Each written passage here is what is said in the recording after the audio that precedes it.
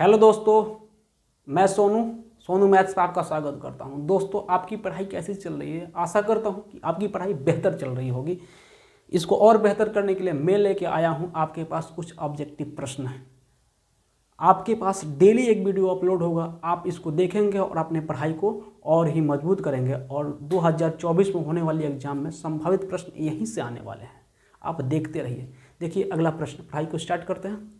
देखिए दोस्तों, प्रश्न है प्रथम 5 पूर्ण संख्याओं का माध्य होगा। देखिए पहला क्वेश्चन ही गूगली है, इस पे आप आउट होंगे पक्का। देखिए कैसे, पूर्ण संख्या क्या होता है जी? पूर्ण संख्या 0 से स्टार्ट होने वाली संख्या होती है।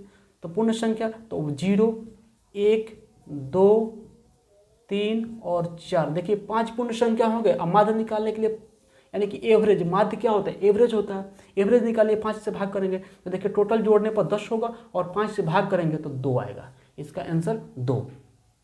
समझ पा रहे हैं? अगला प्रश्न देखिए, निम्न में कौन परिमेय संख्या है? आप इसको निकालिए, तब तक मैं इरेज करता हूं इसको। बोल रहा है निम्न में कौन परिमेय संख्या है। देखिए परिमेय संख्या क्या होता है जी? परिमेय संख्या होता है जिसे P/Q के रूप में लिखा जा सके। देखिए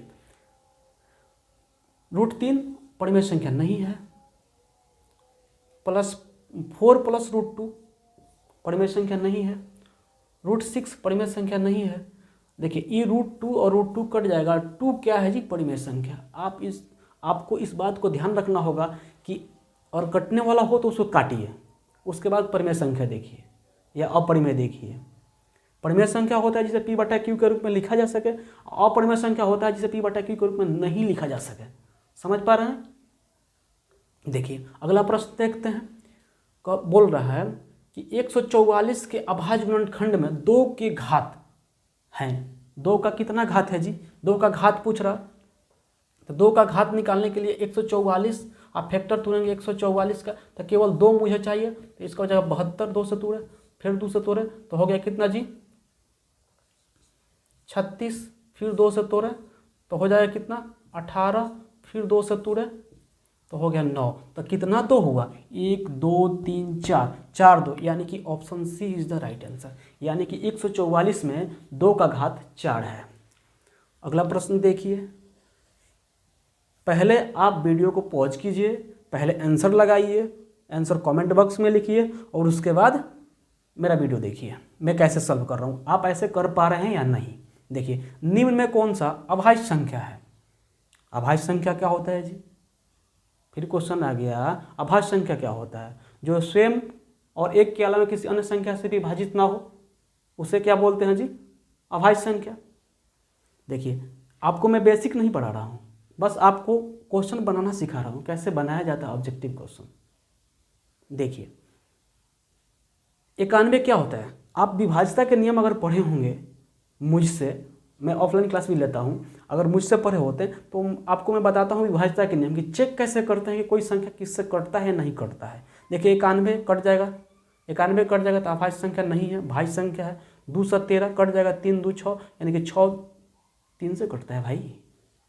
देखिए 41 ही है जो किसी अन्य संख्या से नहीं कटता है। 1 से कटेगा या 41 से कटेगा।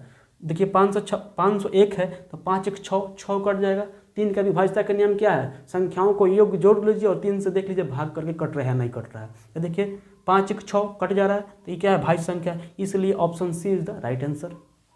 अगला प्रश्न देखते हैं। देखिए इसमें कलम, भाई ऑब्जेक्टिव प्रश्न में कलम लगाने की आवश्यकता ही नहीं है, बस माइंड का खेल है। देखो कैसे, 2 संख्याओं का मौसक क्या होता है? देखिए भाई बेसिक सी बात है, क्या होता है? 2 संख्याओं का मौसक हमेशा ही 1 होता है। क्या होता है? 1 होता है। वही बोल दे कि लगातार 2 सम संख्या, तो सम संख्या में 2 आ गया तो भाई 2 होगा, ऑप्शन बी हो जाता है। लेकिन यहाँ क्या होगा? ऑप्शन लगातार संख्याओं का पूछा होता, क्या होगा?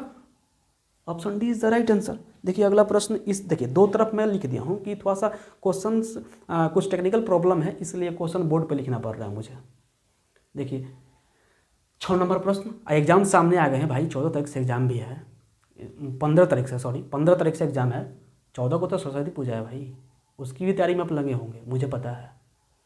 देखिए परिमेय संख्या बताएं, मतलब बोल रहा है क्वेश्चन कि निम्न में परिमेय संख्या बताएं। तो परिमेय संख्या बताएं, तो देखिए ई 0 से और कट जाएगा 10, तो ये 10 होगा, नीचे 10 निकालेंगे तो रूट से निकलेगा नहीं निकल पाएगा। देखिए 32 ये भी रूट से नहीं निकलेगा, +5 + √2 तो पढ़ते ही हैं कि सिद्ध कीजिए कि 5 + √2 या 5 अपरिमेय संख्या है। सिद्ध करने के लिए प्रश्न आता है। देखिए इसमें दिख रहा है कि 12 के इसमें से 144 12 का स्क्वायर है, तो इसको निकाल सकते हैं 12, तो ये option A is the right answer. अभी आपको मैंने बताया कि परिमेय संख्या क्या होता है, जिसे P/Q को लिखा जा सके। समझ रहे हैं ना जी। देखिए 7 नंबर प्रश्न देखिए, किसी पूर्ण संख्या P के लिए प्रत्येक सम पूर्णांक का रूप है। देखिए बेहतरीन प्रश्न है, ये प्रश्न आने की संभावना बहुत प्रबल है। देखिए 2p + 1, अगर मान लीजिए कि यहाँ p की जगह 1 रख दें तो देखिए 2 एकम 2 अब +1 3 हो जाएगा। तो 3 क्या मान लीजिए सम संख्या है? नहीं है। यहाँ 2 रख के देख लीजिए, 2 दूना का 4, 1 जोड़ेगा 5, ये भी नहीं, ये कभी सेटिस्फाइड नहीं हो रहा है कि सम संख्या हो जाए। देखिए p तो कभी होगा ही नहीं, पूछ रहा है। 1 जोड़ते हैं, किसी भी संख्या में 1 जोड़ दें, मतलब किसी भी सम संख्या में 1 जोड़ते हैं तो क्या बनता है जी? विषम संख्या बनता है, ऑब्वियसली बात है। तो देखिए अगर सम संख्या यहाँ 2 रखते तो 3 हो जाएगा, 1 रखें तो हो जाएगा, लेकिन 2 को सेटिस्फाइड नहीं कर रहा है, इसलिए ये भी संख्या नहीं होगा। कि देखिए यहाँ 2p किसी भी संख्या से अगर 2 से गुना कर दे तो वो सम संख्या बन ही जाता है भाई, क्योंकि सम संख्या होता ही है क्या कि जिसे जो संख्या 2 से पूरी तरह से विभाजित हो जाए, पूर्णतः कट जाए, उसे ही क्या बोलते हैं? सम संख्या। समझ रहे हैं ना जी भाई, लिखावट सही है। देखो निम्नलिखित में किसका दशमलव प्रसार अशांत है?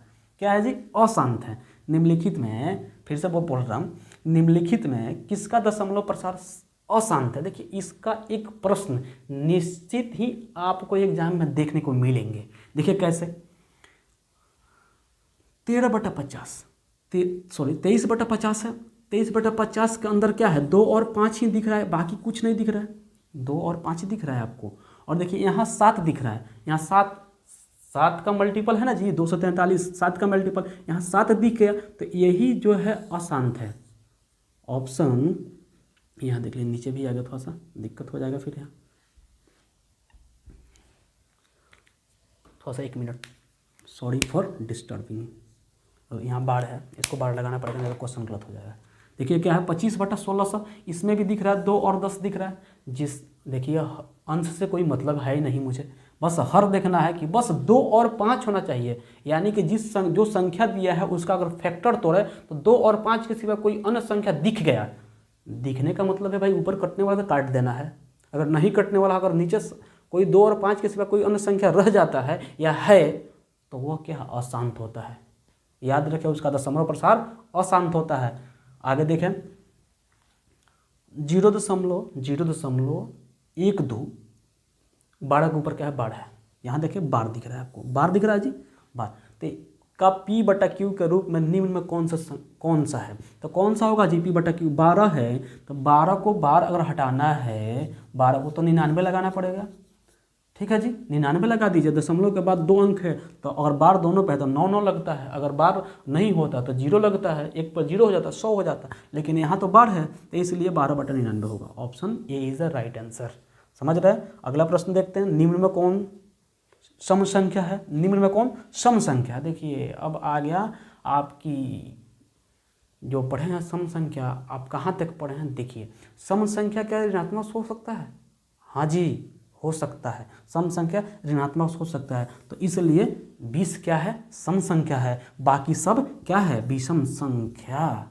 आप समझ पा रहे हैं? सम संख्या क्या है? एक बार सम संख्या किसे कहते हैं मैंने पीछे बता भी दिया है, लेकिन आप कमेंट बॉक्स अवश्य लिखें।